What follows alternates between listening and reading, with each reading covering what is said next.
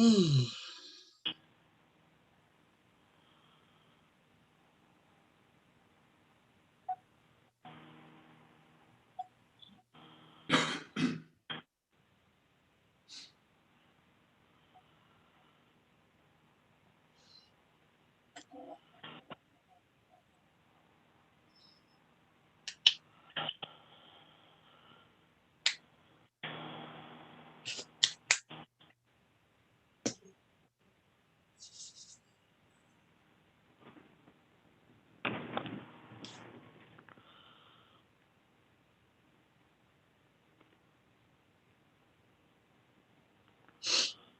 Madam Chair, we are now live and you have the floor.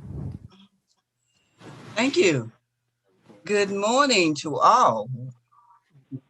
We are resuming our Pitt County Board of Commissioners workshop meetings from yesterday, Tuesday, May 4th. And this is via Zoom. I said welcome, and I call the Pitt County Board of Commissioners to order. Roll call, Madam Clerk. Yes, ma'am. Chairwoman Floyd Huggins, Yes. Commissioner Albright, Here. Commissioner Colson, Here. Commissioner McLaughlin, Here. Commissioner Nunnally, Here. Commissioner Ward, Here. Commissioner Perkins Williams. Here.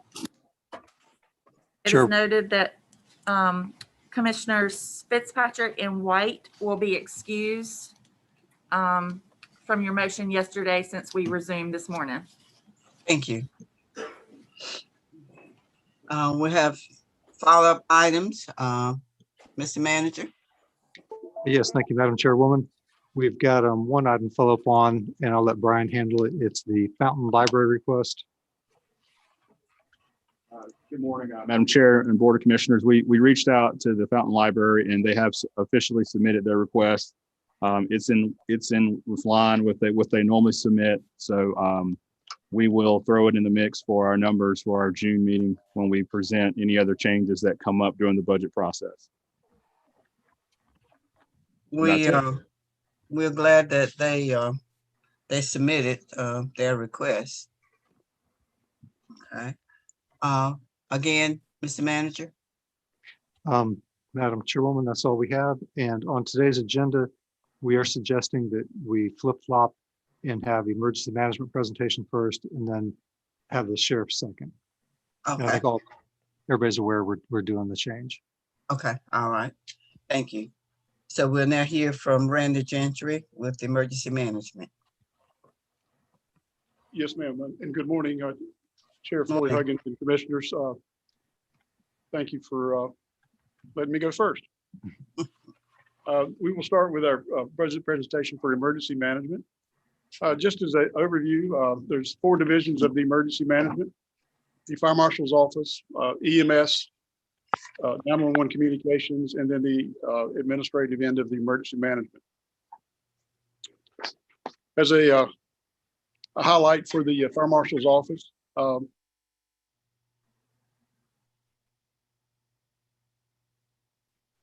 the last year, there are departments that went through the rating process and all received an improvement in the ratings, which will be passed on to the homeowners and property owners of the county. So it's a very good report item for the volunteer fire departments. Also, as a part of the fire section, we have 2 fire departments this year that are requesting an increase in their fire tax. Belvoir Volunteer Fire Department being one, asking that they increase because they typically have a fundraiser every year, and last year because of COVID they were not able to do that, and so they're asking for a penny and a quarter increase for the Belvoir Fire District as well as Sharp Point. They note increase in operational increased costs in fuel, so they're asking for a 2-cent increase. In your packet, you should have how the numbers for all the fire departments for the tax rates for each of the districts there. Moving on to the EMS section, just as a point of information, the county contracts with 8 nonprofit EMS departments. The county has 2 operated squads as well as a peak time unit. And the peak time unit continues to be a real success, allowing us to move that unit around the county as needed based on call volumes. We're still continuing to provide paramedic care across the system. And we're really proud that our community paramedic program was recognized in an award last fall in the All-American Counties Award Program. Really proud of that the work that they do in redirecting some of our patients that use this emergency room quite a bit, but because of the community paramedic program, we're able to lessen that and meet the needs of the citizen. And our EMS system is funded by a countywide EMS tax and transport billing fees, with the exception of the city of Greenville. Some of the accomplishments of the EMS over the last year, I could not tell you or thank them enough for all of the work the EMS has done over the last 12 months in supporting public health, as well as Vidant. And the bottom line, the citizens of the county during the COVID response, and being able to help support the testing sites along with public health, as well as supporting Vidant in the mega site so far as the vaccine delivery. And they've all done a tremendous job in helping in that effort. I've already mentioned the All-American County Award for the community paramedic. We're really proud of that. Also, we were able to bring on a new QRV, quick response vehicle, and an ambulance with the new power load stretcher this past year. And then we've implemented a new billing software program that has really increased our billing and being able to track all of our charts to make sure that we're keeping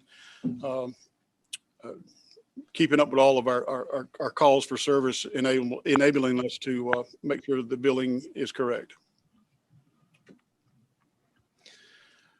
Our last EMS oversight meeting on March 11th, we presented the budget for the upcoming year, and as presented to the oversight committee, it was recommended approval.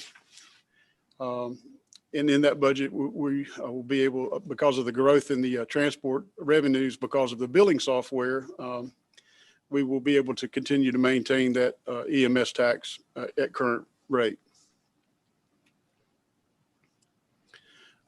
In that budget, we were also recommending, or we would like to purchase 2 new ambulances for the system.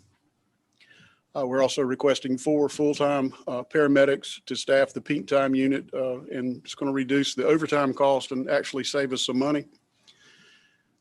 We will maintain the nonprofit squads at the current levels, but if you remember our last commissioners meeting, you approved the tiered system, and it's all based on call volumes of the squads, so that they would have an opportunity to come if they had a special need and request that of the oversight to request additional funds based on the call volume of the squad.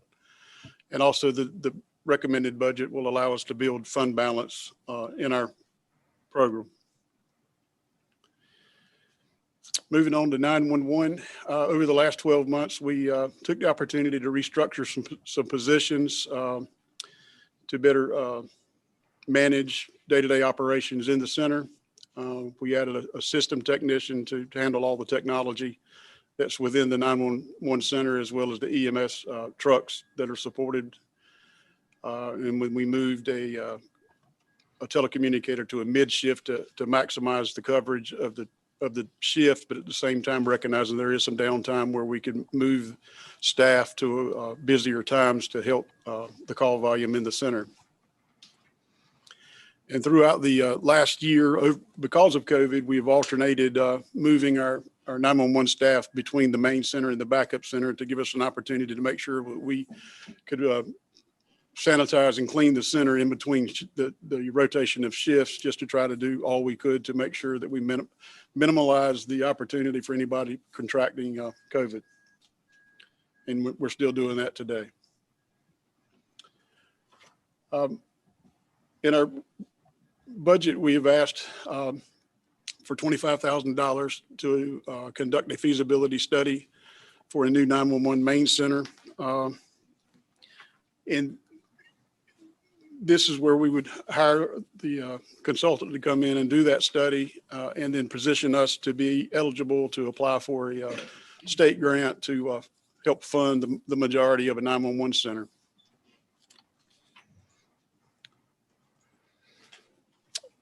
If you remember last fall, Tim Corley and myself gave a closeout presentation on our radio system, and this is just kind of a point of information as we move forward, that there's not additional, but there's ongoing cost to support this new system. And in this slide, it just simply breaks out all the different things that it costs us annually to support this system. And there's quite a bit of difference of what the new system and the old system, but we have a very robust and state-of-the-art system that we should be proud of. But I just want to be mindful that there are annual costs to maintain this system as we move forward. Randy, if I can jump in here and just make a comment. So if you see in the table, currently in this coming up year, we'll have $678,000 in costs to maintain the system, everything from our tower leases to our service agreements with Motorola. And the system we have is a very robust system, but it is also a costly system. But the cost is worth it to protect our citizens and have a radio communication system, paging system that meets the needs of the county. The next part Randy's going to go into is where we have some other agencies in the county who we coined the term years ago, partnering agencies or subscribers onto the system. And we still have those, and those are being maintained. And the fee that Randy's going to go over, the intention was to help offset some of our costs, mainly upgrading the system and so forth, not even including our tower rents and our service agreements with Motorola. There may be other agencies who want to come onto the system, or existing agencies who want to expand their presence on the system.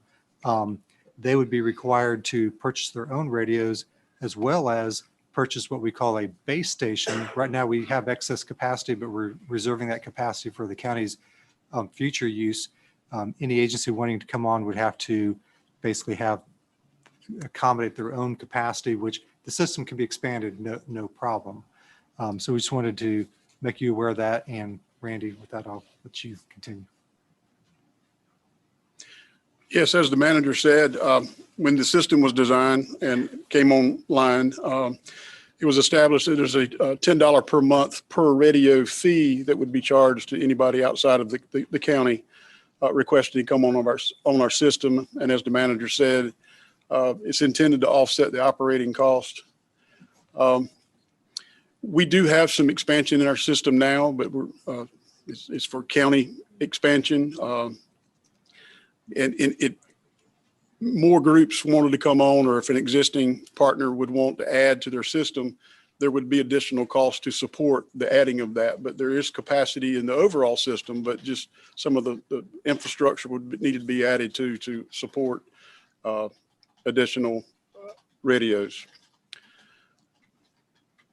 Currently, we have 4 partners, or really 2 partners that pay that $10 per radio system, Greenville Public Works, and then the town of Winterville, and it's divided up between their fire and EMS, Public Works, and the police department. Talking about the emergency management section, for the last year, we've talked about COVID.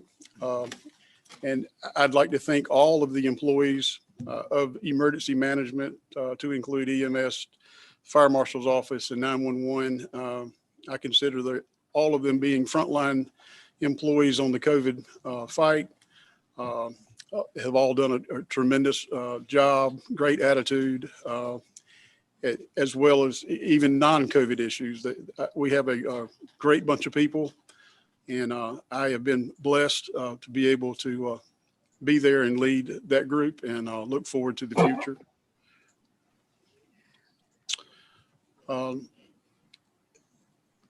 As a part of the EM budget, we have 2 fire departments that are requesting $25,000 for truck purchases, Eastern Pines and Blackjack.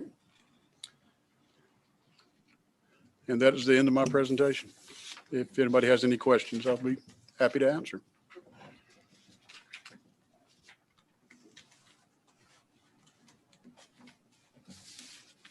Thank you, Mr. Gentry. I ma'am. see Commissioner Perkins Williams' hand is up.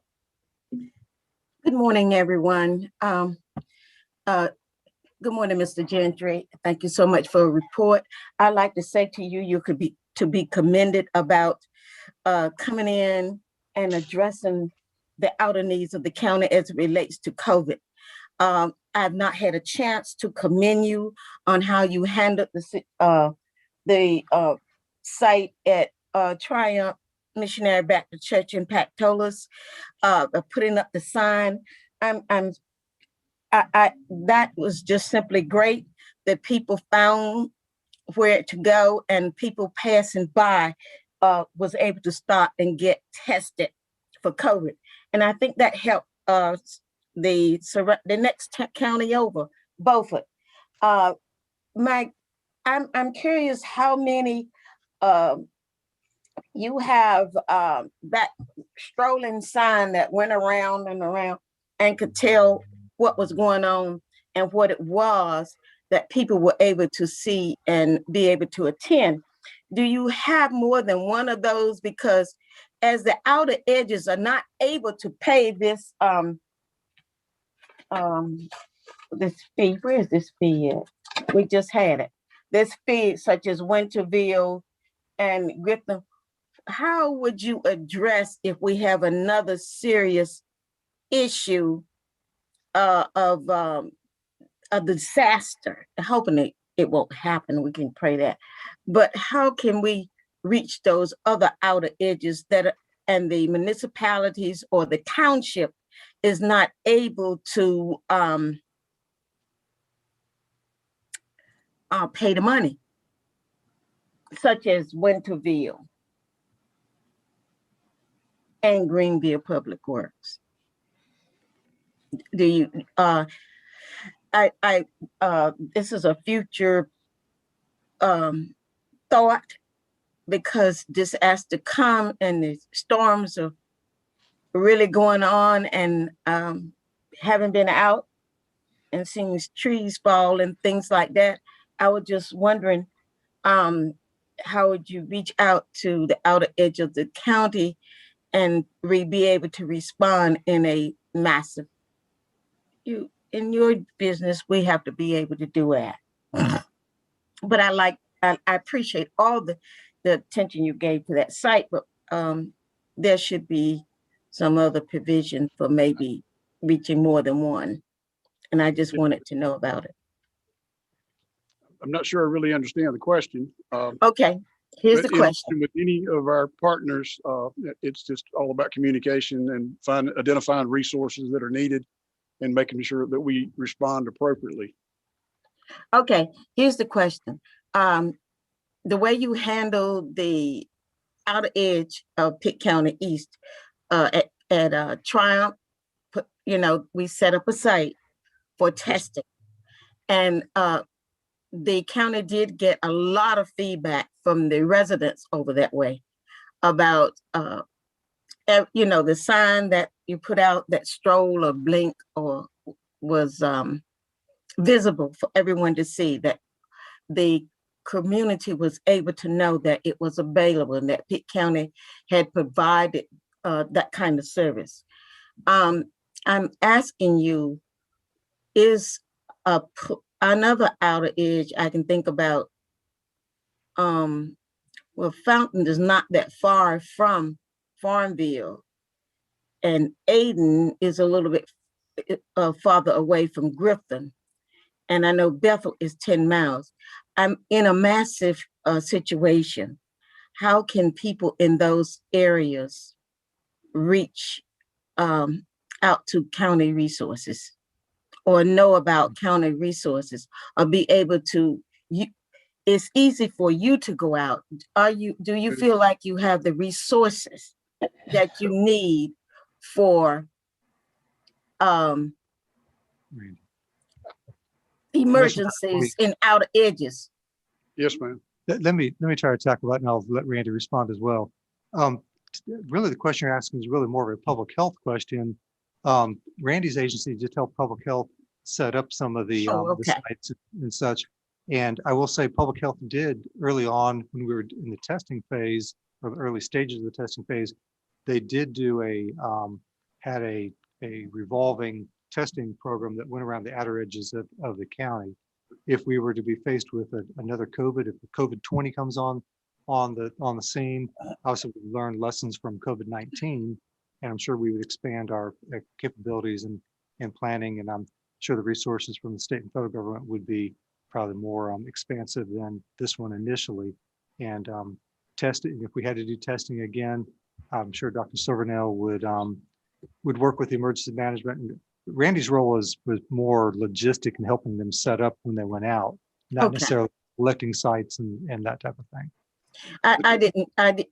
You don't know everything that exists, and this is just my second term, but I want to say that strolling sign, how many of those strolling signs do you have? Because people were very complimented about that because it advertised the fact that testing was going on. We currently have 2 in our inventory. And to tag on to what the manager just said, not only, even in non-pandemic times, it is emergency management's responsibility to stay in contact with the community. And we do that through staying in contact with the local fire departments, fire chiefs, and as well as the town managers to make sure that they are aware of resources that we can either provide locally or either have brought in from state resources. So it's our job to stay in contact with all the different municipalities across the county all the time, just to make sure that we can meet any need or expectation of emergency management. Yes, thank you. But I was, talking about the townships where there isn't a municipality. I just wanted to know that when you weigh out like that, people need to know what kind of provisions that the county provide going on. And I don't get an opportunity to be in an arena with you, and we're talking about budget and possibilities. And I like to be proactive rather than reactive. And that sign was and I didn't know how much a sign just saying that testing will take place at a certain date, how much the people were responsible about it until after it happened. And those kinds of signs, it's a small thing, but it's a good thing to have when you're out in a rural area and there isn't a municipality that can say a lot of things. That's what it was a compliment. It was not a criticism, but and I didn't know that who, what, where. Yes, ma'am. But to answer your question about the outlying communities outside the towns or the town or in the townships, is usually the key to those areas is the volunteer fire chief. They know what's going on. They have the pulse of the community most of the time. And so it's that continued partnership with those volunteer fire chiefs to make sure we're aware or they are aware of what resources we may have. Well, I like to see more of those signs, Mr. Manager, because that was very important. And people out, they have no way to communicate. And you get to Bethel, you can't even use your cell phone, depending on what company you have. So it's very important that we can get words out so that people will know. And I was just thanking you, but I certainly think that sign, which is a very small thing, will be beneficial for outer edges. So people who've been out of town coming through can tell what's going on. Yes, ma'am. Thank you. Well, again, thank you, Mr. Gentry, and thank the whole emergency management departments for the fine work that they do all the time, and then especially during this COVID time. Thank you. I believe, I think it's too early for a break. So Mr. Manager, we'll move forward with the sheriff, if she's ready. Yes, ma'am, she's here.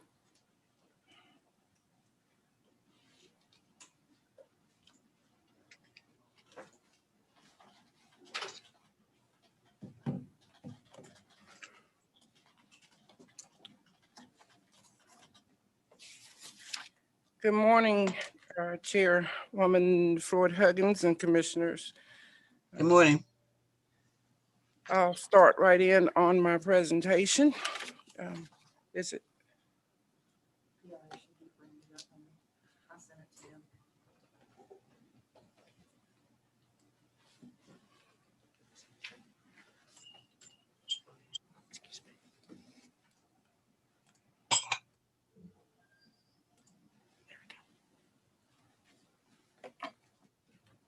Is this it?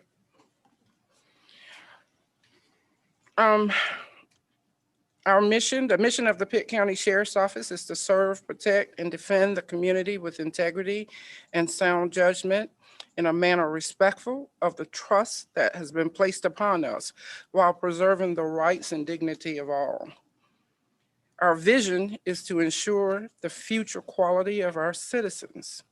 The Pitt County Sheriff's Office sets the standard in public safety through innovation and commitment while recruiting a dynamic workforce that meets the profile of the community.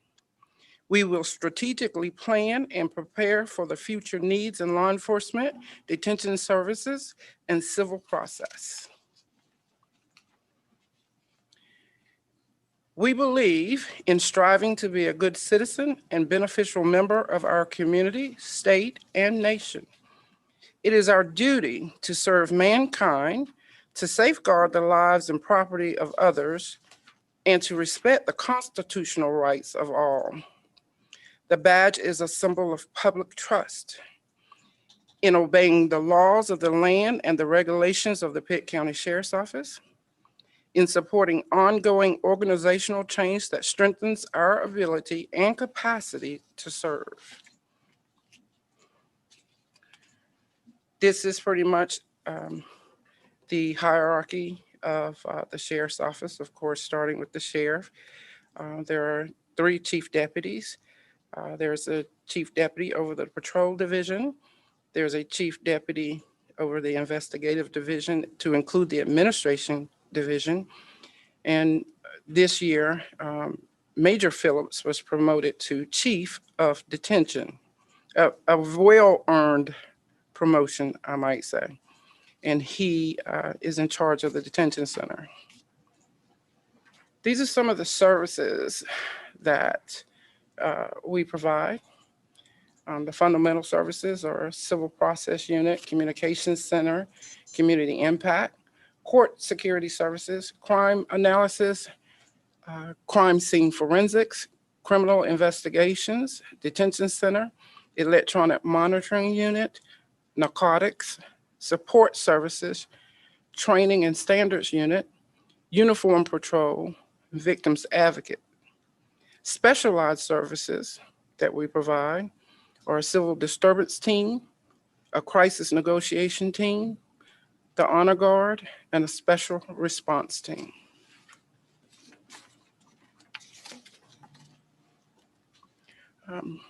Community services that we provide are building bridges, bully prevention workshops, Citizen Academy 1, Citizen Academy 2, Citizens on Patrol, Community Watch Program, the DARE program, the Volunteer Program, National Night Out, Operation Medicine Drop, Operation Santa Claus, the Pitt Greenville Crime Stoppers, the Senior Check Program, the Senior Prom, the Summer Camp, and Worship Security Training. Of course, some of these have been limited this past fiscal year due to COVID restrictions. However, we're hoping to open up and move forward progressively in the new fiscal year. Some of the highlights from the Pitt County Sheriff's Office. We've responded to more than 35,000 calls for service. We've performed more than 33,000 business checks. We've created more than 4,000 reports documenting criminal activity. Part 1, violent crimes, is up 14%. And let me preface that or say to that we have to keep in mind that during COVID, people were home and the assaults increased. Part 1, property crime, is down 31%. Part 2, offenses, is down 14%. We believe that our crime rates are falling due to officers' presence through community policing, active, sustained patrols, and business checks. These methods of policing are and will continue to be a priority of my administration. The sex offender registration. During the fiscal year 2021, deputies conducted a minimum of 4 checks per sex offender. Additionally, we performed 2 mandated checks that require the offender report to our office and present their certified verification letter. We have a total of 416 registered sex offenders in Pitt County. Newly registered are 37. Sex offender arrest has been 30. Validations completed, 317. And verification letters that were sent and verified has been 496. These verification letters are again, letters that are sent to the address provided by the offender twice per year. And that person has to return the verification form in person to the sheriff's office within 3 business days of its receipt. To move on to our gun permits and CCWs. We have processed for this year, the fiscal year, 4,500 CCWs. In the gun permit area, we've processed 8,220 for this fiscal year. Handgun permits cost $5 each for the purchase of a permit. A new concealed handgun permit, the application fee is $80. A renewal fee is $75, and a duplicate permit fee is $15. We have 1,477 handgun purchase permit that are currently being evaluated. I'm going to talk about some of the revenues that the sheriff's office are bringing in. And these numbers are a projection for the entire fiscal year. Officer fees, $20,461.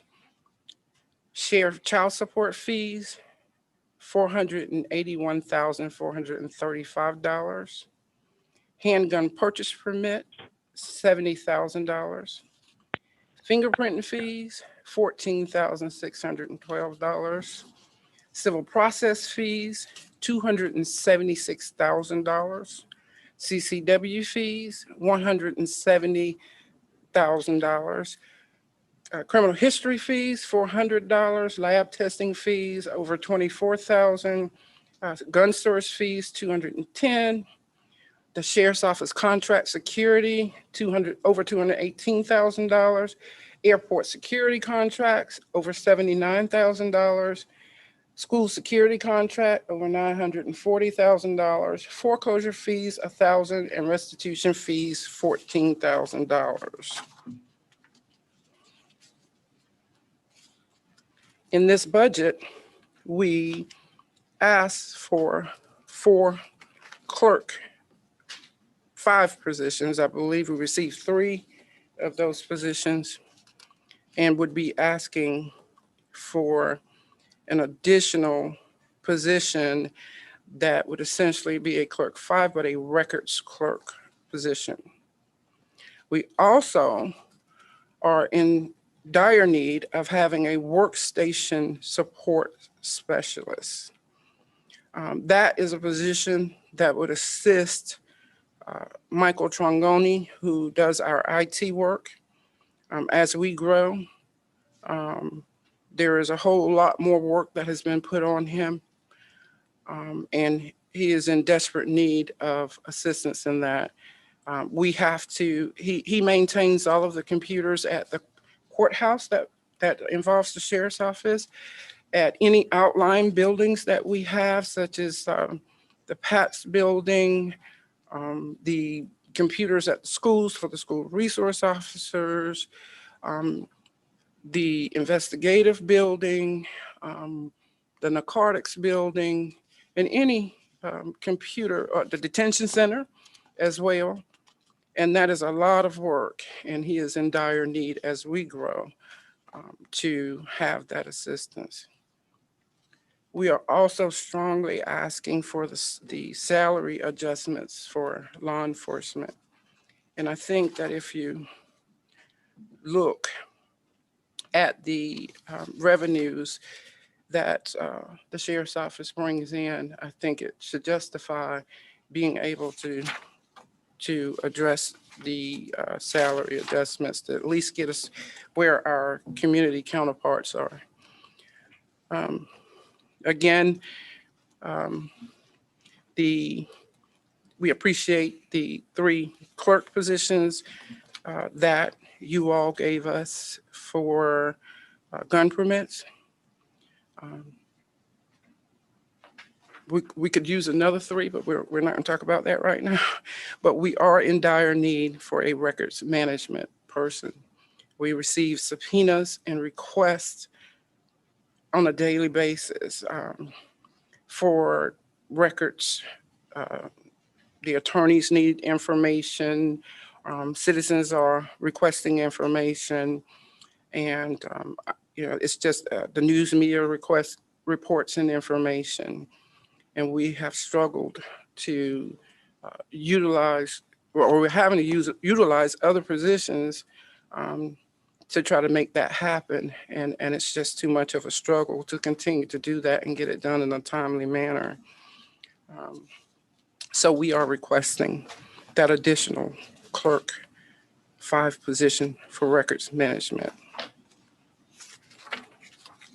The salaries and benefits for that position would be $49,595. Again, we're talking about the workstation specialist. And I think I've already spoken on that. And right now we just have 1, but I do want to make you aware that this employee also, as a records manager, would be managing the Sheriff's Office NC Aware and e-citation accounts, while also maintaining the 140 body cameras, the 263 computer systems. And this is, again, back at the workstation specialist, the 20 tablets, the 200 plus cell phones and hotspots, and the 14 servers that Trongone maintains.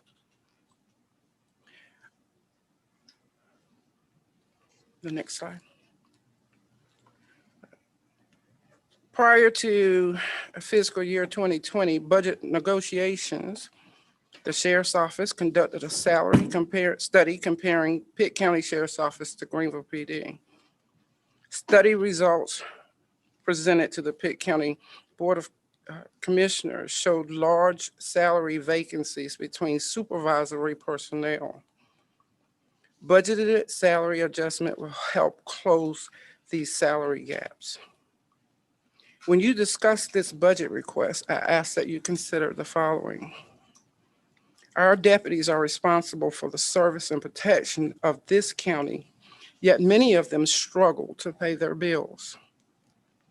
They search but rarely find supplemental employment due to the demanding nature of law enforcement work. They frequently risk their lives, never knowing if they will return home from their next shift. Their families are comforted by the sound of the Velcro from a bulletproof vest in the early morning hours. These are our frontline workers, and we must show them that their living conditions matter. The deputies of the Pitt County Sheriff's Office epitomize what law enforcement officers should be. Our deputies deserve the salary increases, and I ask that you support them for their sacrifices.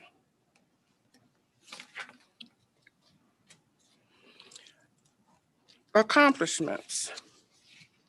Of course, is the body camera technology. The deployment of body-worn cameras has provided numerous benefits, such as transparency for the public, decreased citizens' complaints, decreased work hours spent investigating those complaints, and improved performance through enhanced policies and deputy training.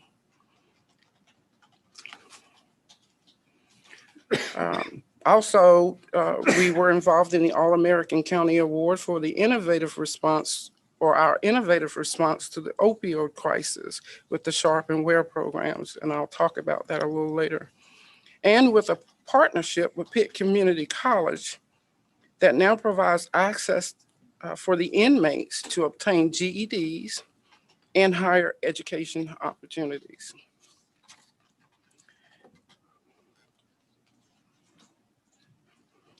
This next accomplishment I want to preface with a story. This is a story about 4 people named everybody, somebody, anybody, and nobody. There was an important job to be done, and everybody was sure that somebody would do it. Anybody could have done it, but nobody did it. Somebody got angry about that because it was everybody's job. Everybody thought anybody could do it, but nobody realized that everybody wouldn't do it. It ended up that everybody blamed somebody when nobody did what anybody could have done. This story may be confusing, but the message is clear. No one took responsibility, so nothing got done. This body, Pitt County Sheriff's Office body, has taken this on as we introduced the co-responder mental health program to address those issues of mental health in the community. We are a key partner in the new Pitt County co-responder program, which was awarded a grant for 2 co-responder outreach specialists. These specialists will respond with deputies to behavioral health incidents and provide case management services. The objective is to decrease repeated behavioral health calls and to increase linkage to appropriate services. So these are 2 positions that will be embedded with the Pitt County Sheriff's Office that will actually respond upon our request to issues dealing with mental health, to include substance use and the many overdoses that we respond to on a daily basis. We also will utilize, or have been utilizing, mobile crisis, which is a program that will also come out and make those connections with people in the community who have mental health issues and the co-occurring issues of substance use abuse. The significance in the co-responder is that they will actually do the follow-up and will actually make sure that those connections have been made and that those appropriate connections have been made and that those connections are continued. And it's a complete follow-through. We're very proud of that program, and we're very proud to do our part to address the issues of mental health and substance use abuse that plagues not only Pitt County, not only North Carolina, but plagues the nation. And that would be the end of my presentation for the Sheriff's Office side. Thank you, Sheriff, for that presentation. Do we have any questions? I don't see any hands so far. Chairwoman Floyd Huggins, can I ask the Sheriff a clarification on the salary Sure. adjustments? She has about $600,000 in requests for salary adjustments, both within the sheriff's office and detention center.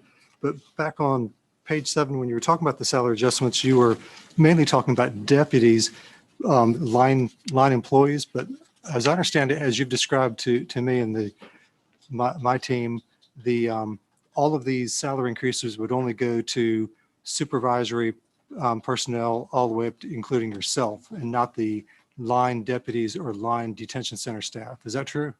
That is correct. It would go to the supervisory sergeants and above.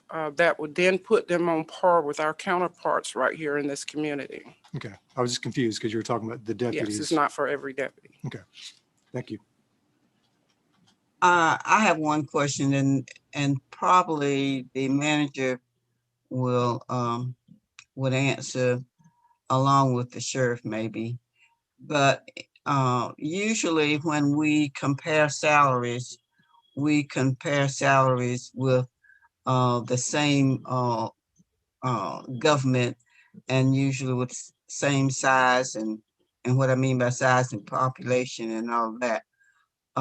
So when you talk about salary adjustment compared to Greenville PD, that's not the same thing as the sheriff's department. I would rather see you comparing salary adjustments to sheriff's departments in other counties of the same size of Pitt County.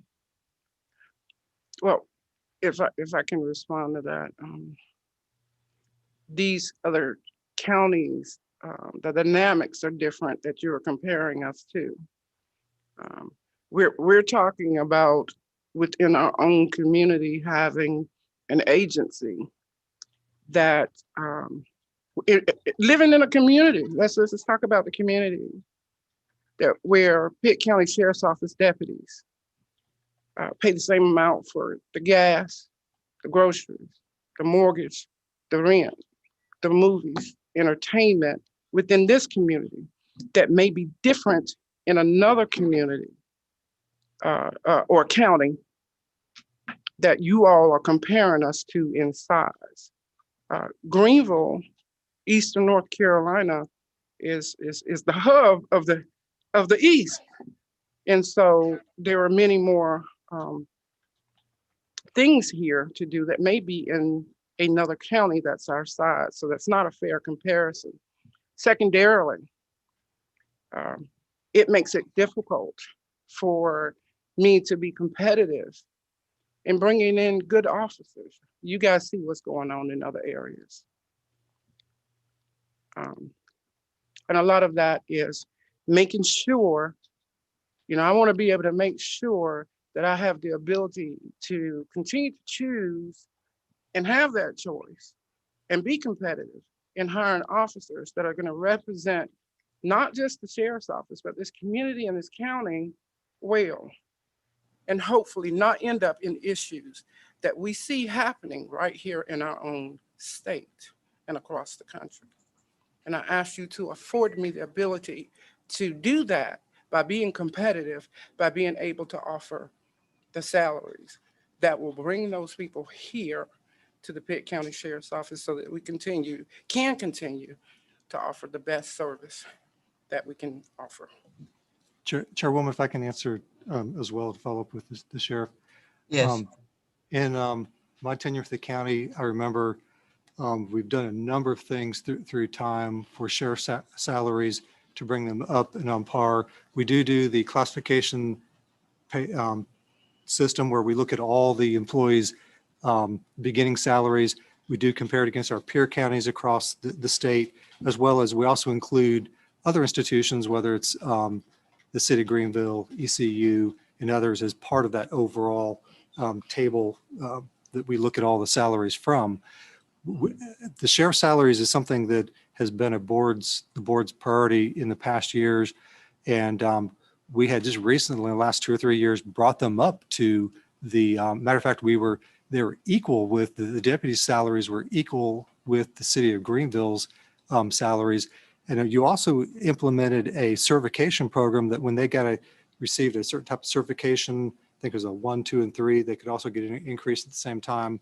I mean, I would argue that the salaries are on par.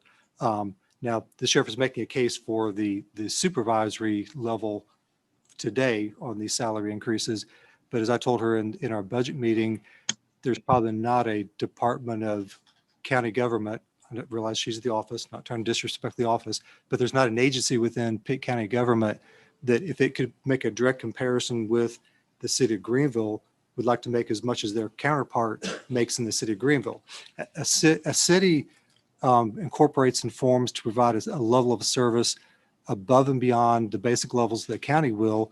And they obviously have a tax base that's concentrated in that city, made up of commercial, residential, industrial, and so forth.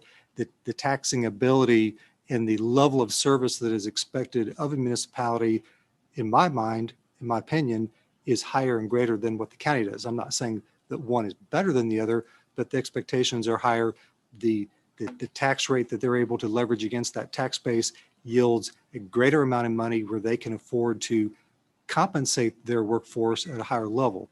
We don't have that privilege necessarily unless the board is willing to raise a tax rate to compete on that basis. If I can may Okay. answer as a rebuttal to that. As I went through my presentation, I believe just on the sheriff's side, I have identified the revenue that the sheriff's office brings in that would suffice in not having to raise the taxes. We're bringing this money in. Just on the sheriff's side, there's a total projected revenue for the sheriff's office of $2,311,000. In some of these revenues, and this is, I guess, been a point of contention, a few of these revenues, the statute requires that the sheriff receives the revenues back in their budget. And I know that the revenues at this point from the sheriff's office has been going into the big pot and then gets divvied up.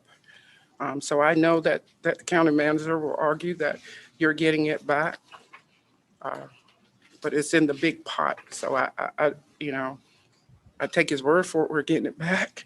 But I'm just saying that there's a $2 million just on this side alone, and I haven't gotten to the detention side, on the revenues that an office brings in that is not, we are not a revenue-driven office.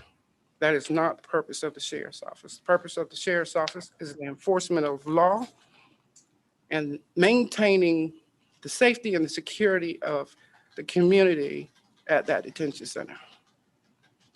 That's the main objectives of the sheriff's office, and all this other stuff that we do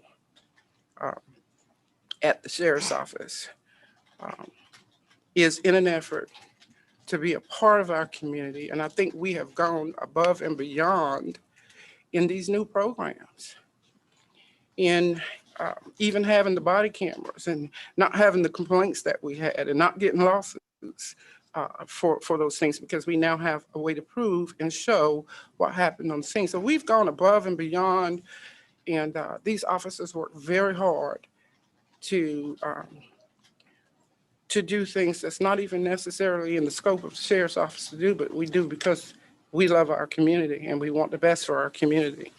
But I would ask that you take that into consideration, the revenues that the sheriff's office brings in as a means in not only, we're not asking for a reward, we're just asking to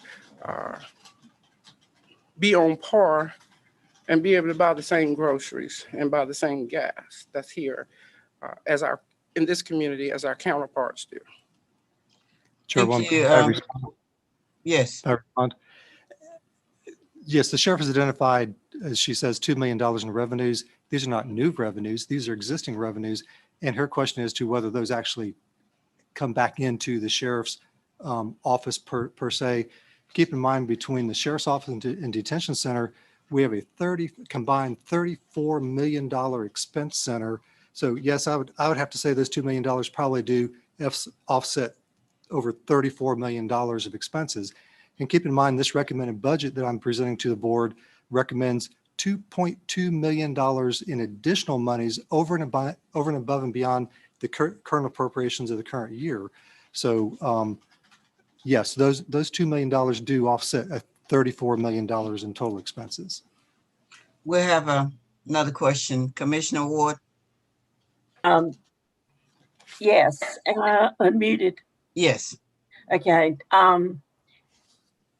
We get a packet at the beginning of our week of budget planning and decision making, and there is nothing in there from the sheriff's department. The presentations are always in there, and the person who's going to make them are there.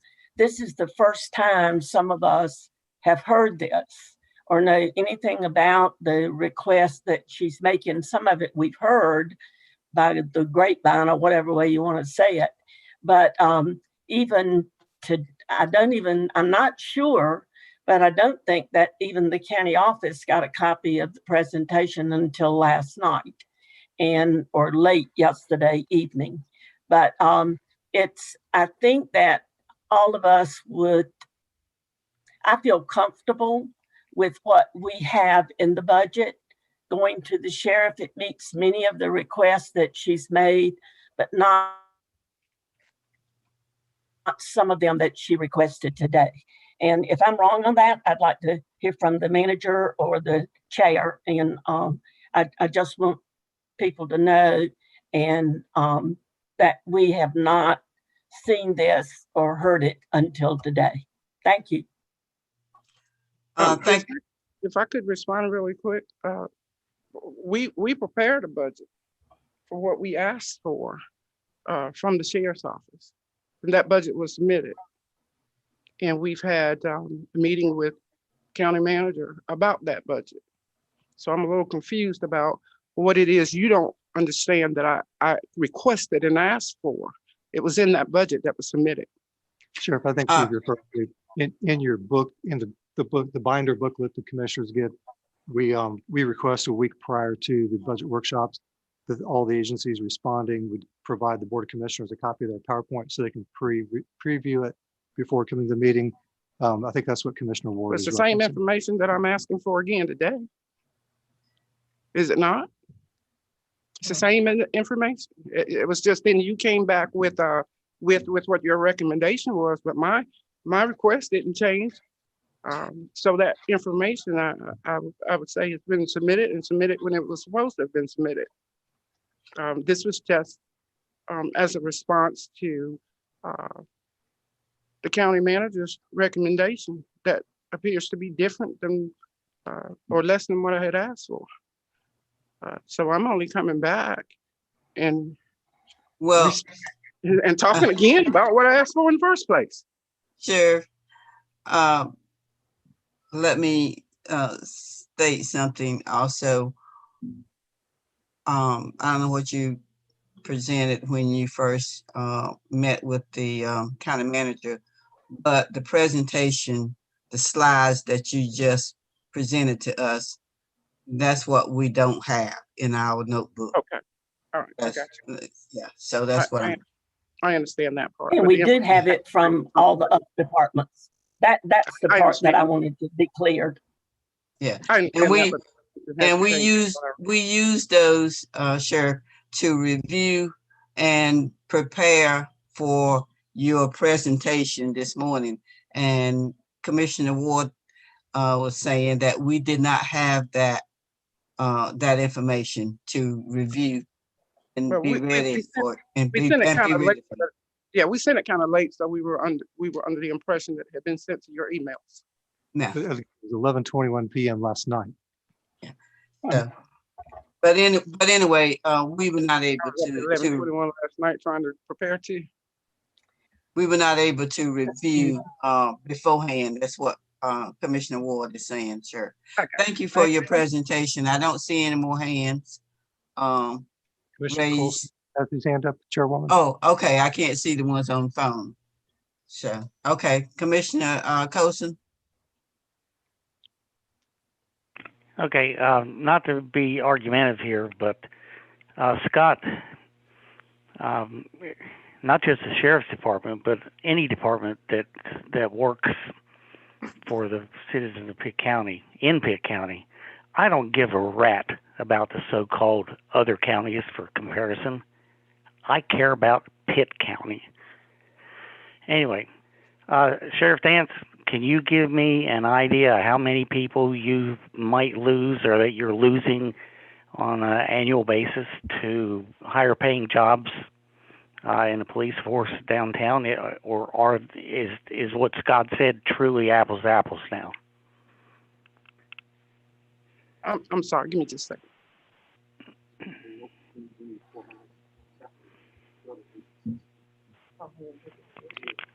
Okay. I can't give you a number of how many people we're losing, but I can tell you a number of people that I don't have at this point.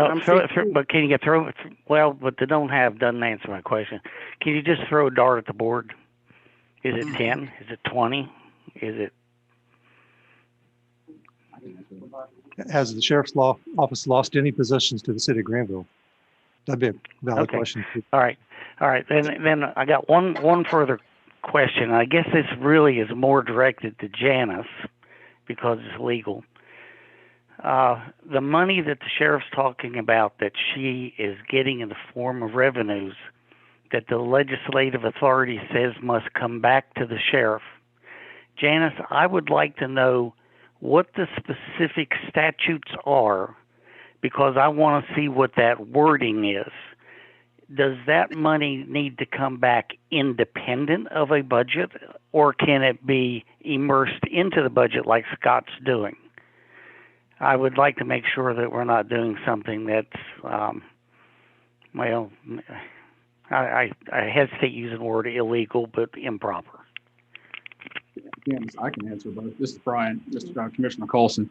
Okay. I think I can answer both of your questions because when this budget was submitted with the salary adjustments, normally when we do salary adjustments for positions, we go through a review with HR and we look at the job description and we look at what the current job is doing. And if we see that the job is doing increased work or increased responsibilities above and beyond what's in their job description, then we go through a review process to review those positions. So in this case, just looking at another location and comparing their salaries to our salaries is not typically how we would adjust salaries.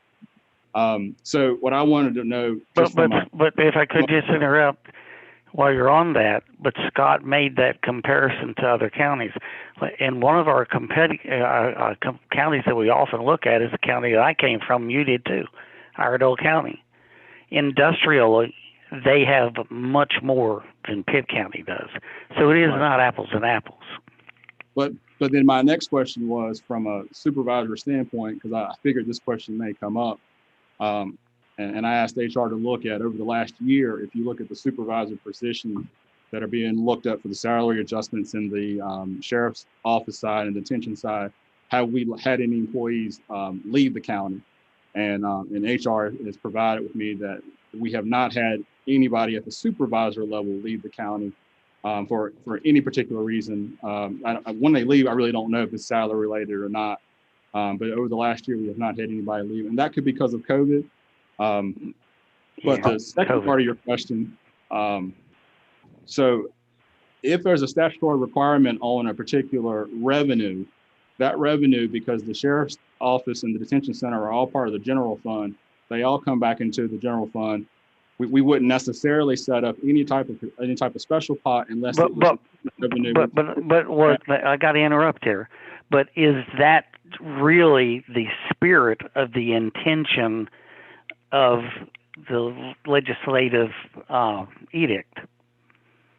I mean, we can interpret it perhaps different ways, but what was the real spirit? That's why I want to see physical copies of it. I want to be able to read it and determine for myself. And I probably have future questions, I think.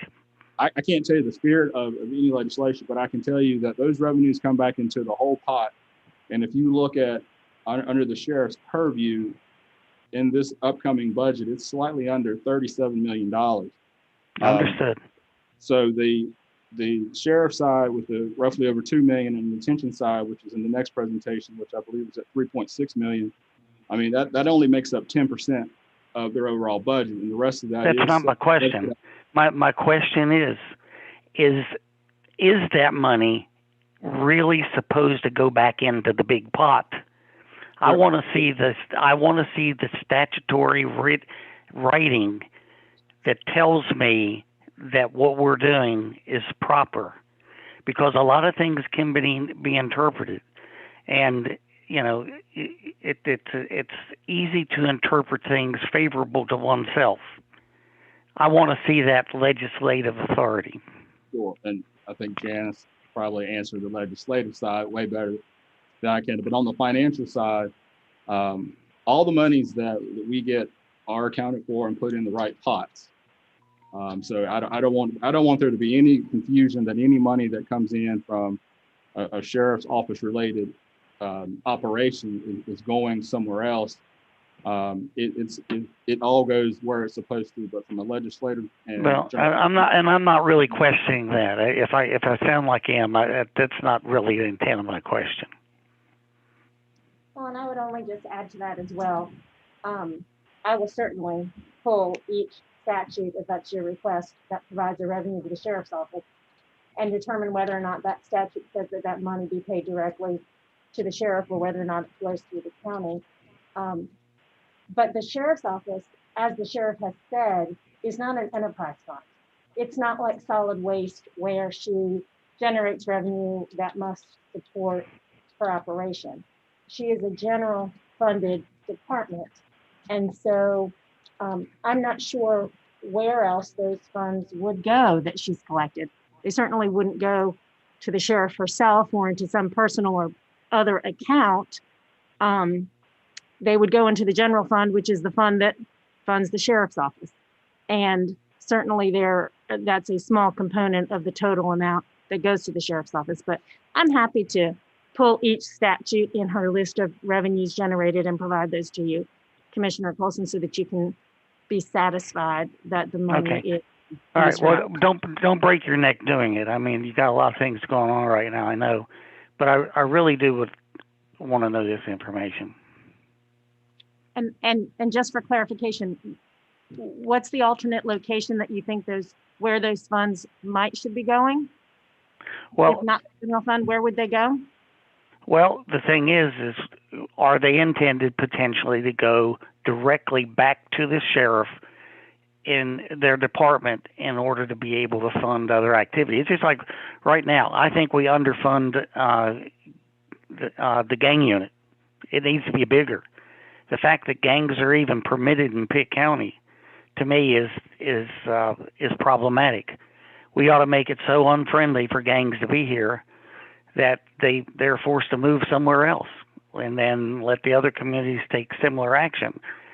We tolerate a lot of things. I know when Sheriff Elks came to us, he had one person that was on working on gangs, and he wanted, I think it was 4. And we, in our wisdom or lack thereof, gave him one more, so he had 2. So we never gave him everything that he really wanted. So this money potentially could go back into a pot to be able to pay for things that I'm going to say what Scott does a great job, and I'm not trying to question that. I'm just saying that from the standpoint of the revenue, is it really intended to go back into the general fund, or is I'm going to do some research when I get the information and what the actual statutes are. I want to know what the spirit of the law was. I'm going to actually try to find the people that sponsored it to find out what did they intend, not what we interpreted, but what did they intend. And I can just say that I'm fairly confident that none of those statutes will require that a separate special fund be created for the exclusive use of the sheriff outside of the general fund. Well, and see, let's say that's the case. Then the sheriff has repeatedly, not just today, but in all past budgets while she's been elected, or even at other times when she wanted things in mid-year, referenced revenues like that as to what's coming in, and therefore she feels like it ought to go, back independent, I'm going to say, to be able to cover certain things. Well, that'll end the debate there, won't it? Yes. And I would add just this last thing. I think Scott hit on it. If it was new revenue, then I would tell you then it makes it financially easier to pump it back into something specifically, which in the case, that's what we did with the body cameras. When we increased the federal inmate revenue per inmate from $78 to $100, that additional $22 per inmate, that was new revenue, which we have then pumped into funding the body camera system, which at that point was a new program. So when it's new money, point. It's a lot easier to have that discussion, but the majority of the revenues listed in these presentations is existing money. I would even go as far as to say it's day one money. So it's money that's already factored in. So if we go above and beyond, it's not really a practice I really like looking at going above and beyond with revenue, because typically when we do really well in one revenue, it makes up for another revenue being short. And that's what helps the whole bigger picture. But I'll be glad to talk with you or any other commissioners about, the revenue structure within the general fund. Well, I would agree with you on the above and beyond, because I don't agree with the county commission funding supplemental pay to school administration and teachers. That's not our responsibility. We give them $44 million this year and 42 or 43 last year. If they want to spend it all in supplemental, that's their call. So yeah, I understand what you're saying, and your argument about the body cameras. That's a good point. Commissioner Nunley. Thank you, Madam Chair. I think too, this is maybe just a point of clarification. Janice can clarify it, but Janice, with any revenues that come into the sheriff's department or any department in the county, is it not the county that has ultimate, ultimate liability and ultimate duty to account for those funds as they come in? That's correct. The county manages all those funds, and we're audited on all those funds and manage all those funds consistent with the law. So any other situation whereby departments work, we're talking about a situation where a department is, if it were a business, it's losing money every year but generating $2 million of revenue, such as the sheriff's department, a situation hypothetically where those revenues were directed back to that department without passing through the general fund, that would expose the county to potential liability and their ability and hinder their ability to respond adequately to a potential audit. Is that correct? That's right, unless you're running it through a separate enterprise fund, like Correct. we do for solid waste. So, and then the sheriff's department is audited separately, but there isn't a separate enterprise fund for the sheriff's office. And the sheriff's department is not an enterprise fund, correct? Right. Okay. So in order to ensure that the county can continue to uphold its obligations to correctly account for and to process funds that come into the county, it seems to me that this is really not something that really ought to be a discussion, in my view. It's clear that we're audited on it. We're responsible for the general funds. And unless it's an enterprise fund, I don't think this is a conversation we should really even be entertaining. If I can clarify something, I'm not asking you guys to put this money in an account for me or for the sheriff's office. I'm asking you to fund the things that I need. The raises, the equipment. I'm not asking for the money. I'm saying here is the money that it can be done with.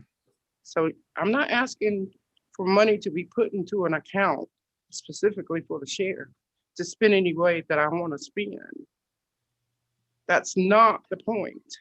The point is showing the revenues that could pay for what I'm asking for. The raises, the equipment, the people, not to put money in an account. If there are no other questions.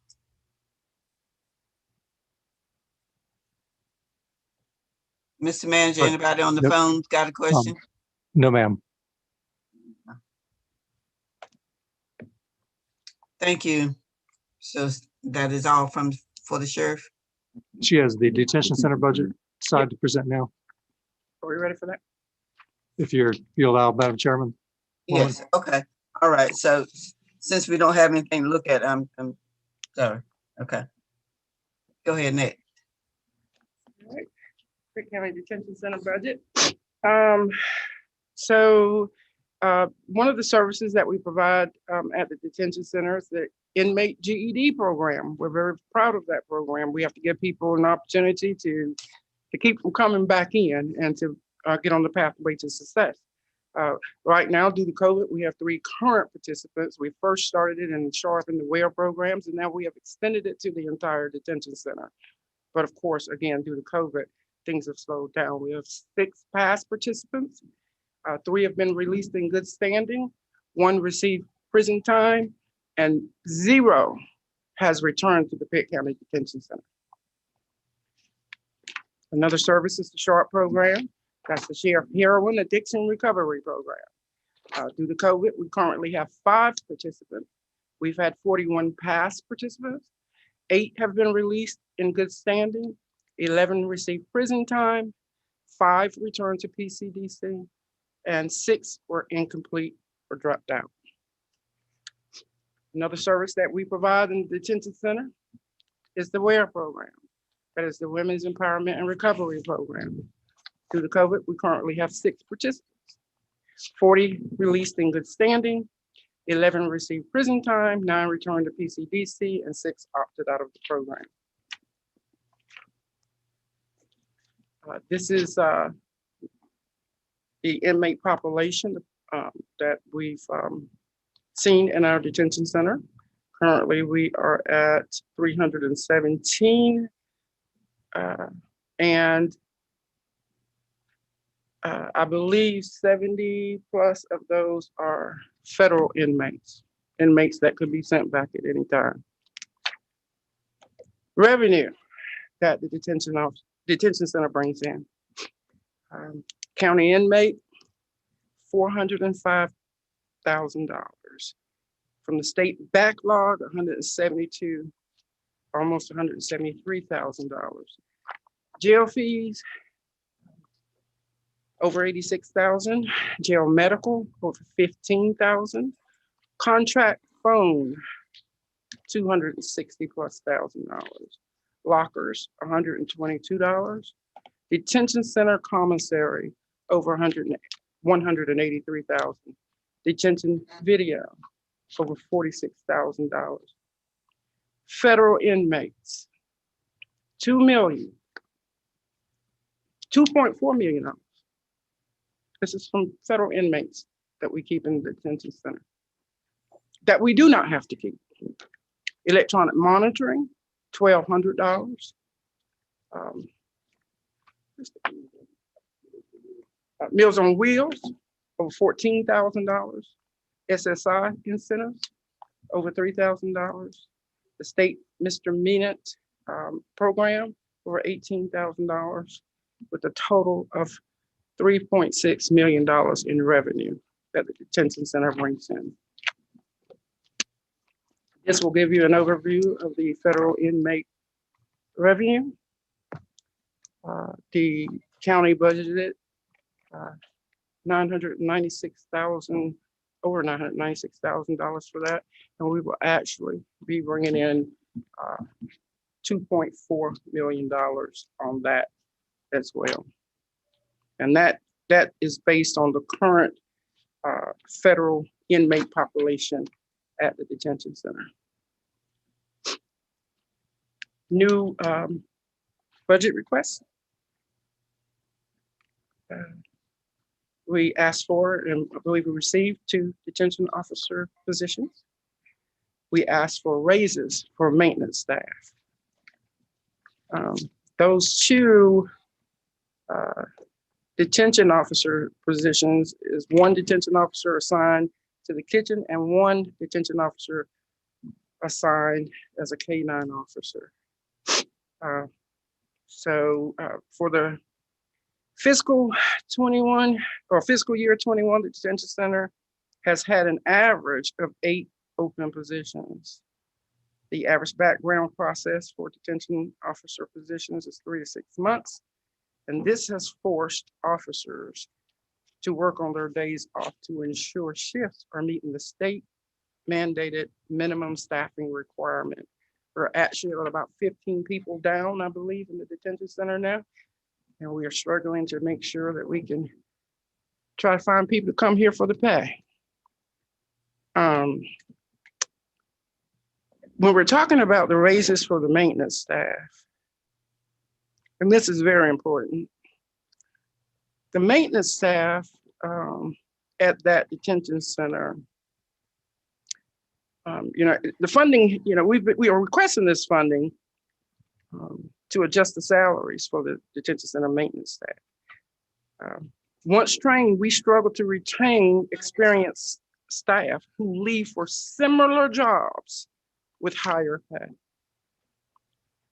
The detention maintenance team maintains all of everything that needs to be fixed at the detention center, to include interior HVAC and refrigeration equipment. But what's important is that this saves the county hundreds of thousands of dollars in funds that can be used for other county needs.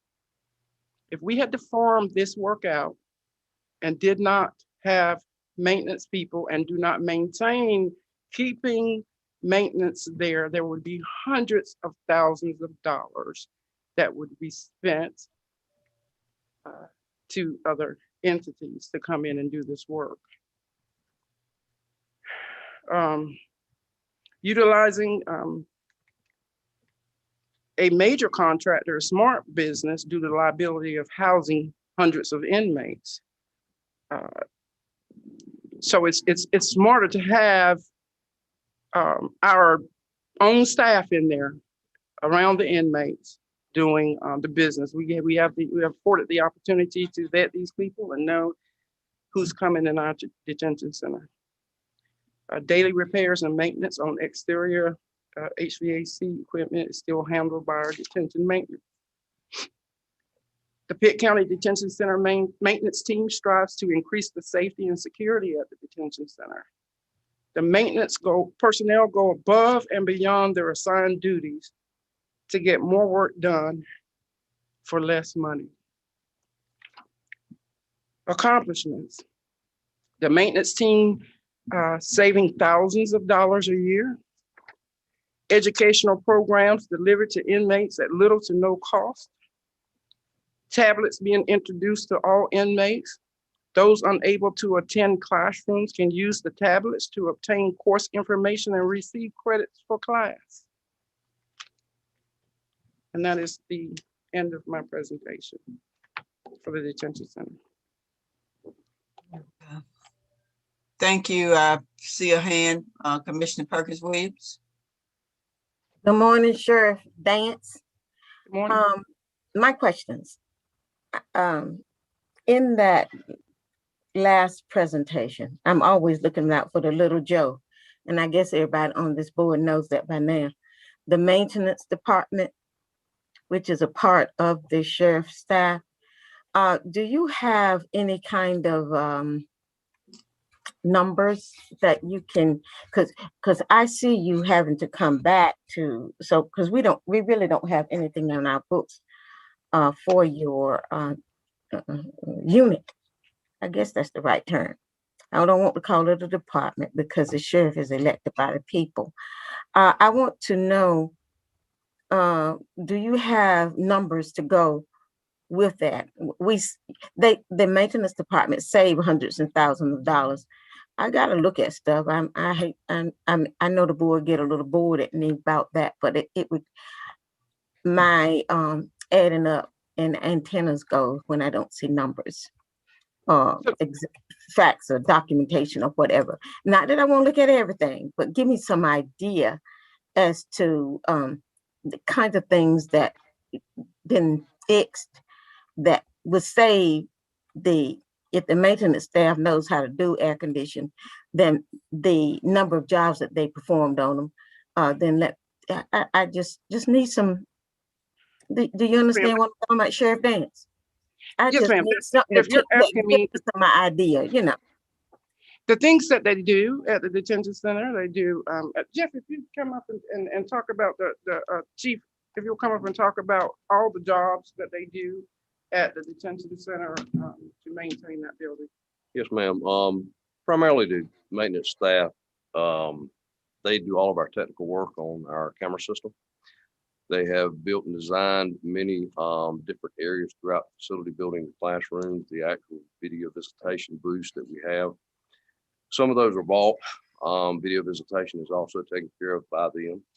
Any maintenance repairs, they actually can fix inside the facility outside of general large contracts. The video visitation, prior to that, they built an actual access area for visitation for the public. I have pictures of that. I don't have them today, unless the sheriff has that flash drive. I'm not sure if you have that or not. Something that they built for the public and the entry and safety way for the public to come in for our actual x-ray machine or metal detector. The other items throughout the facility, general Did you say maintenance. metal? Excuse me. Did you say they built a thing to detect metal? No. It's a entryway for our metal detector for the public. Okay. All right. Keep on. They also conduct many painting issues, so we don't have to bring in a painting contractor. That also helps us with safety and security because, of course, they're vetted with the county and they're inside the facility each and every day. Many other projects that they complete, we can develop a list of those for you. Craig Pierce has actually put together a flash drive for the sheriff. Don't think she's had a chance to actually review everything that's in that, but I would imagine, not speaking for the sheriff, there could be a separate presentation for that. Oh. At this time, let him stay up there. The numbers for that and that can give some indication for me, as in my decision-making process. Not everybody, but that sort of things interest me. And then what are the qualifications I'm asking for the maintenance staff to have to work inside the jail or work inside of the detention center? That's what y'all call it. I guess the jail is something else. The detention. I believe most of those, excuse me, ma'am. I believe most of those fall under our maintenance tech 2. I'd have to double check that.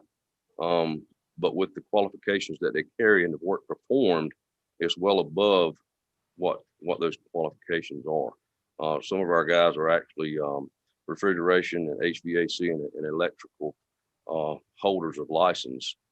So they bring forth quite a bit of experience, as well as education and past work experience to the facility. I can tell you that we did lose one to another facility, doing, from what I understand, after speaking to this gentleman after he left, doing less work at another facility, not a detention facility, but a correctional facility, making more money doing less work. That's the kind of thing, that can tell me something as to what it is. I appreciate that. And Sheriff, I see you as to having to come back because we don't have anything. So, and I don't know why we don't have anything, but anyway, I appreciate that. But that kind of information is what I need to fix my eyes on to help me make a decision on 1 + 1 or 2 - 3. I personally would consider, getting those numbers back to the sheriff in a more in-depth look. But any consideration for these guys, we've been looking at this for about 2 or 3 years now. I'm not taking away from any other position in this county, but I know what these gentlemen conduct so far as workload each and every day. I know what they've conducted for the last 2 or 3 years. I've seen the work that they've completed. I've seen the supervision through Craig Pierce, which is a supervisor out there. I know how hard they work to learn more and want to do it on site, keep it inside house, because they understand safety and security too. Okay, now you're over the detention center, or I know she got 3. Yes, ma'am. I'm the jail administrator. My rank is Chief of Detention Services now, thanks to Sheriff Dance. I was major prior to February. Thank you. Thank you very much for your information. Those numbers and that kind of stuff sort of helped me. Thank you. Yes, ma'am. Any other questions? Mr. Manager? Yes, Commissioner McLaughlin. Yes, thank you, Sheriff Dance. My concern, my question to you is that your federal inmates, I think you mentioned that $2.6 million of revenue comes in with the federal inmates. And that's something that I'm certainly proud to hear. How are we, Sheriff, in comparison to other counties, if you might know, with our federal inmates? And also in reference to federal inmates, I think I understand that you have opened part of the new part of the detention center that was not being utilized to accommodate some of the federal inmates. Could you expand on that in terms of how maybe other counties are doing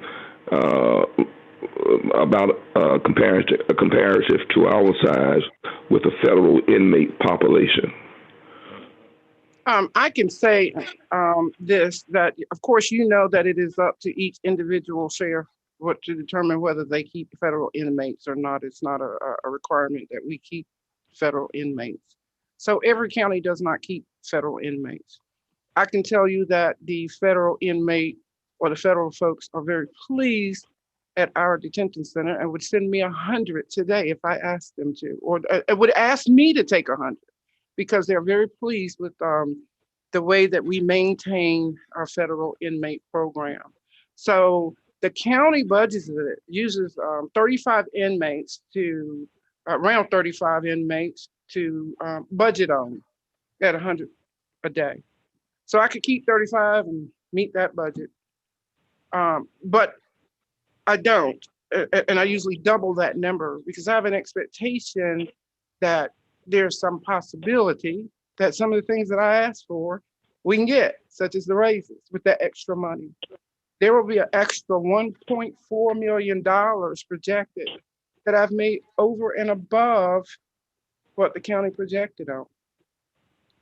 And I do that so that it can pay for the things that we need, such as raises, such as equipment, such as people. And that's why I do that, in hopes that, in good faith, that we can get some of the things that we need.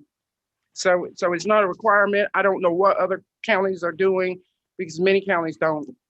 It's not a requirement that the sheriff holds federal inmates.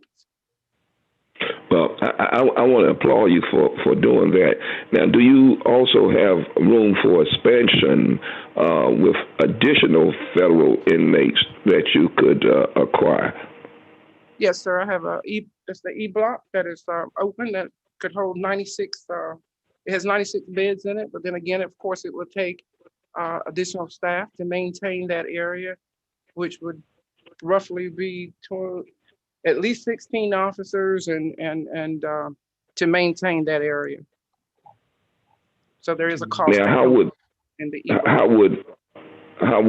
would additional officers in comparison with the federal inmates, comparison with the salary that we would have to pay out for the additional officer in comparison to the salary that you would bring in from the federal inmates, would that be a revenue driven for the county?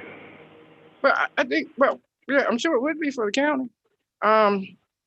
But it would, it probably would be flush by the time you pay the benefits and salaries of 16 people.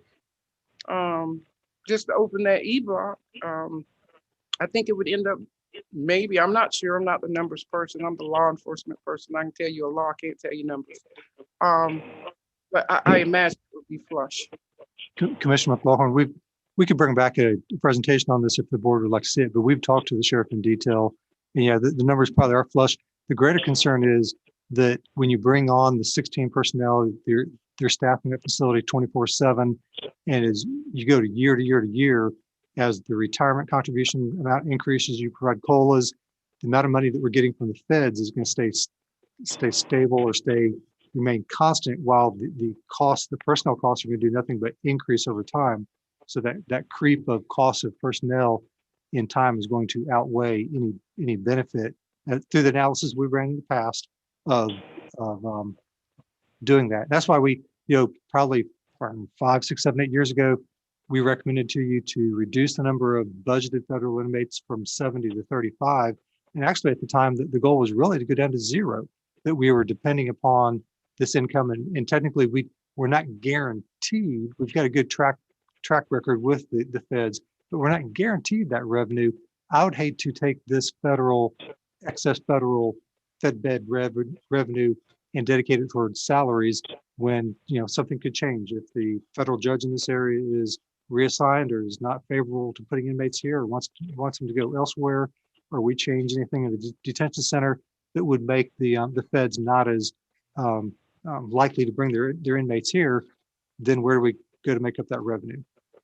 May I, if I could just add to that, just for purposes of our minutes and record, the federal inmate contract is a reimbursement contract, not a profit-making contract. And we certify to the federal government when we negotiate that rate, that is a rate to reimburse our actual cost for providing that care for the inmate.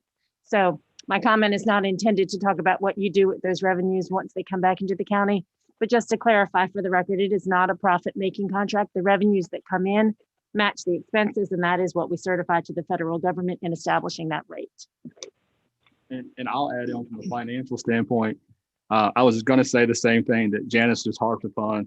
Anytime from a local government standpoint, any reimbursable is just to cover our expenses. Though at the end of the day, you may have a little more, you may have a little bit less, but you would not want to start the conversation off with the intent of making money from a local government standpoint, because that's not our intent. Our intent is just to cover the expense of, and Commissioner McLaughlin, we have run those numbers. Flush is being probably a quick, easy term. It's a little more complicated than that when you look at it year over year, because of the operational expenses that you're carrying forward. It's not as if you're buying one piece of equipment that we're going to use for 10 to 15 years and you may do some maintenance, but anytime you deal with staffing, which is our biggest expense, that will accumulate, especially if we were to bring in really qualified people. They're going to start higher, which is probably going to mess up our math from the start. So it's a lot deeper conversation than we can probably dive into this morning. So I think I understand now. Well, if the sheriff would stop bringing in federal inmates, I mean, she just decided she don't want them anymore, how would that impact the county? So you have about 35 inmates is about $1 million in revenue that offsets the whatever that cost center is. 18 Yeah, million. you would be starting the year off about $1.5 million short, and then at the end of the year you'd be looking at close to $2 million. So that's an extra $500,000 that you'd have to come up with. So in the end of the day, that's $2 million that we'd have to come up with from somewhere else, because we have essentially built into our base budget the federal inmate program, which relies on us having the staff and services to provide that to the federal inmates, and also then to collect the reimbursement from the federal government. So I would say it's a much bigger conversation than just this budget workshop. And those are just rough numbers on that 2 million side. And Commissioner McLaughlin, and I would agree, after last year before last, sitting down with Scott and Brian and talking about that and having them to enlighten me on that, the cost involved and all of that, I was able to see and agree with the fact that it would not benefit the county or me or anyone at this time. It just means more work. And one other thing I'd point out, we haven't talked about much in this budget, but we also did set up a reserve to look at those additional monies above budget. And above budget is a much better term than excess revenue, but any money above budget, you know, we have the authority and the ability, once we complete our annual audit, to come back to the board and move that money into a reserve. We use part of that money initially, like I said, on the body cameras, and then we have been building the reserve this year. So that is a source that the sheriff can tap into for capital needs. We've set it up on the capital side because we were afraid of reoccurring expenses if we looked at it from an operational standpoint. So that's an option. We haven't talked about it much, probably due to COVID too, another one of those COVID things, but that is something that is available to tap in if the sheriff were to go down that road. Okay. All right. Thank you very much. Along that same line, Brian, that reserve restricted just for the sheriff? Is that for all department that we could use that for? No, ma'am. You all set it up via a resolution just for the sheriff based on the audited numbers from the federal inmate. Okay. We're talking about from the federal inmate. Okay. Yes, ma'am. Yeah. Want to keep that clear. That was something special you all set up. Yes. From the federal ed thing. I do have a question before I go to the other hands. And Scott and Brian, you may want to speak to this. You are proposing a 2.8 salary increase across the board for the employees, and that includes sheriff department too, right? Yes, and actually, I just had Brian calculate something on the fly. We're here in the meeting. The actual value of that 2.8% CPI increase, both across the detention center and the sheriff's office, is about $632,000, which will enable every single employee to receive that 2.8%. And that is about the same amount of money the sheriff is wanting to do the special raises that she had presented earlier for the, supervisory level staff. Okay.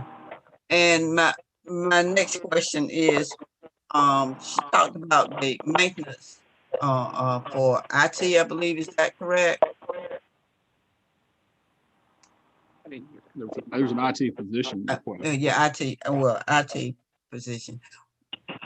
Would you need to get with HR to work that out?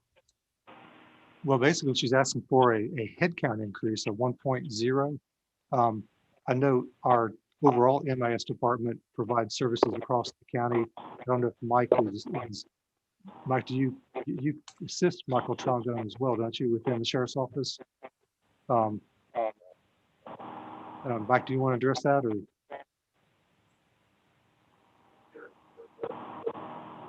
There's two other support positions in MIS that support all the departments across the county. I don't believe you all go out to the detention center. I don't believe you all go to any of the other buildings and put in the computers. I don't think that you all do any of those things. You're just technical support for doing things like maybe locking the doors.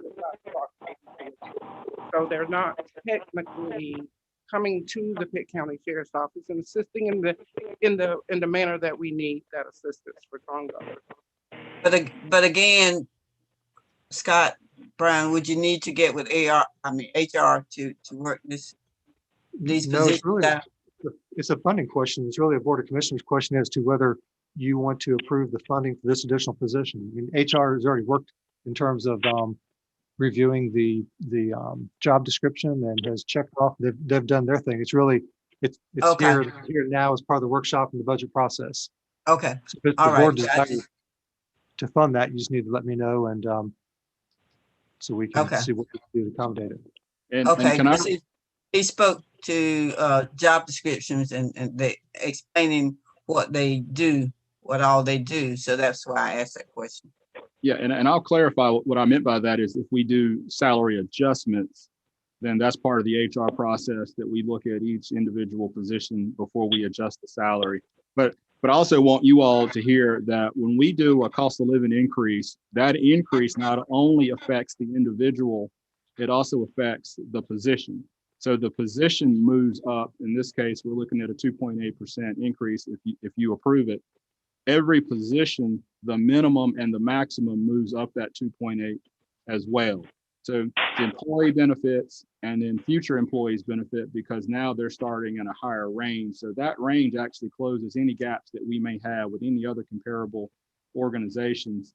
And, you know, obviously if they make salary adjustments, then, you know, the targets keep moving. But at the same time, as we implement a COLA, it moves everybody up along the way, even new employees. Oh, okay. All right, Commissioner Nunley? Thank you, Madam Chair, and thank you, Sheriff Dance. This is maybe a question, it's a numbers question, maybe to your detention commander. How many for 2021 and currently, what is the population of incarcerated? Of what? The population incarcerated. I think you had that on your chart. Yeah, it's on the charts. The population at this time was Again, they don't have. 317, and that includes 75 federal inmates. So that includes the inmates. What's the, if you've been, what would you say that the 5-year I guess swing would be, the maximum within the last 5 years and the minimum within the last 5 years? Again, maybe that your detention chief can answer that the best. I probably could speak to the last 3 years. Before coming into office, I was the major on the other side of the house and did not have a lot of interaction with the detention center. Jeff, can you possibly answer that question? So just looking for for the last 5 years, what's the minimum you've had in the detention center, and then what's the maximum you've housed in the detention center, including all transferees and fed bed everybody? Our feds have typically averaged the last 5 years somewhere in the 45 to 55 range. I'd have to get those numbers to be exact. I don't have them in front of me, but I can tell you prior to COVID, our average population overall was somewhere in the 420, 440 range. That was probably a good projection that I could give you going forward. So, and just to be clear, I'm not speaking about fed bed specifically. I just want the general number, kind of the bookends of what's the minimum amount that you've held in the jail for the last 5 years, and what's the maximum you've held. The number I gave you, the 420, 440 prior COVID, was our average overall. That was including all inmates in the facility. For Fed? The COVID numbers for the past year have been about 100 less on average. So you say 424 is the average? 420, 440 in that range. Do you know the lowest you've ever gone or the highest you've ever gone? That's what I'm looking for, is the lowest and the highest. In the last 4 years have been about 317, 320 because of COVID. Last year was a very low year. We worked very hard to keep the population down, keep everybody safe as we could. Work with other agencies and entities. Highest population was in the 5. At any given month, I would say it would have been somewhere around 510 in the last 5 years. Okay, thank you. Mm-hmm.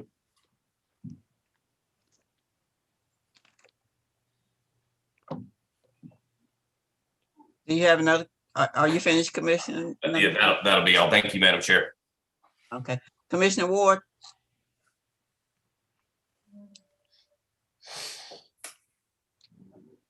Can you hear me? Now I can. Okay, thank you. I have listened intently. I'm still concerned that we have nothing in print that we can see.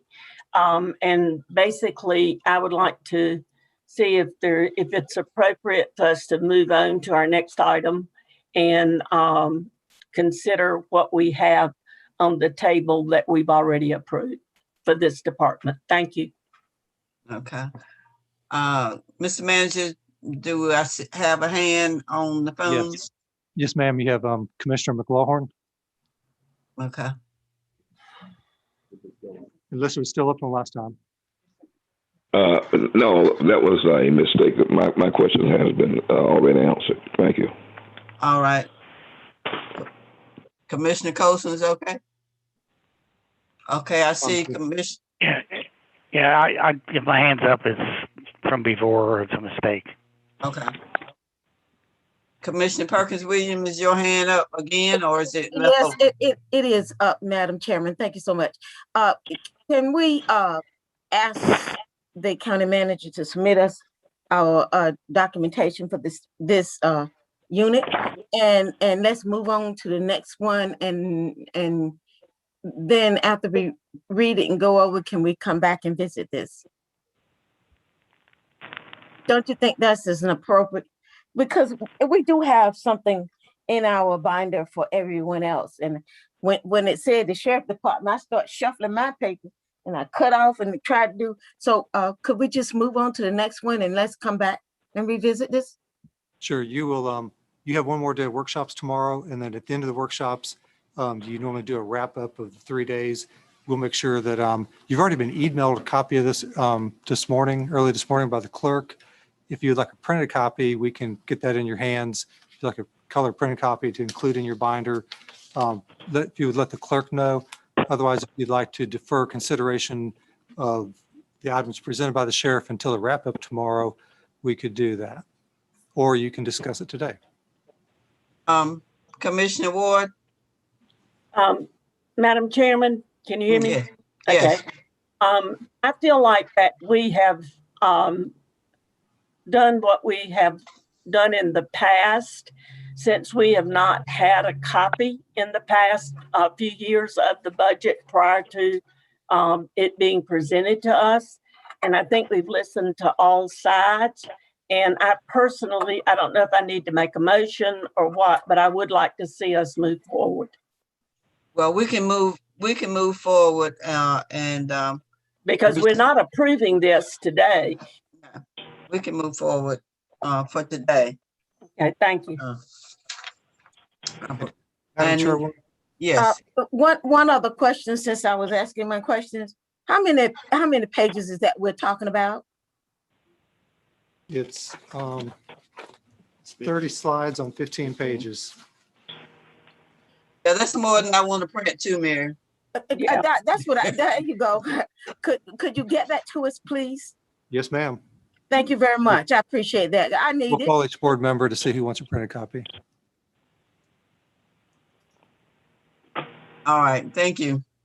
Thank you.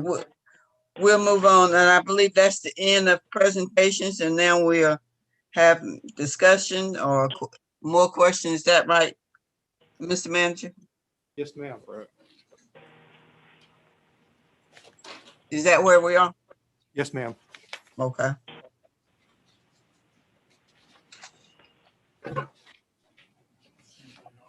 Okay, so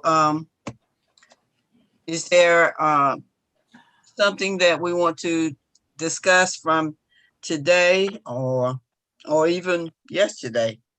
If follow up. Madam Chairwoman, if I can say where you're at in the process. I mean, tomorrow you'll hear from the Pitt County Board of Education, Pitt Community College. Those two agencies are fully funded. So I would surely hope they're not coming forward asking for anything more than they've asked for to date.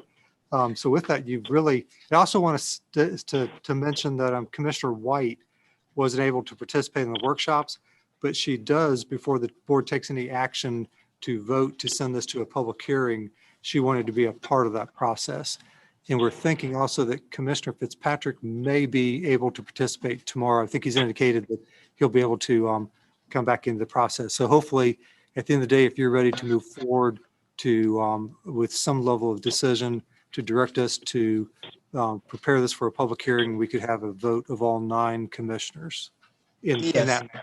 Tomorrow. Yes, tomorrow. Yeah. Yes. Okay. That. That sounds fine. But I just want to see if the commissioners have any more questions, that anything else they want to discuss, ask you or Brian or Janice or whatever. See no hands up. See no or, hands up. So I Madam- guess we're ready for recess? Yes, Morning? yes, yes, Madam Chairman, I'm ready. Okay. All right. Then we are in recess until tomorrow morning at 8:30. Thank you. Excellent. Thank you, Madam Chair. Bye, y'all. Thank you. Thank you.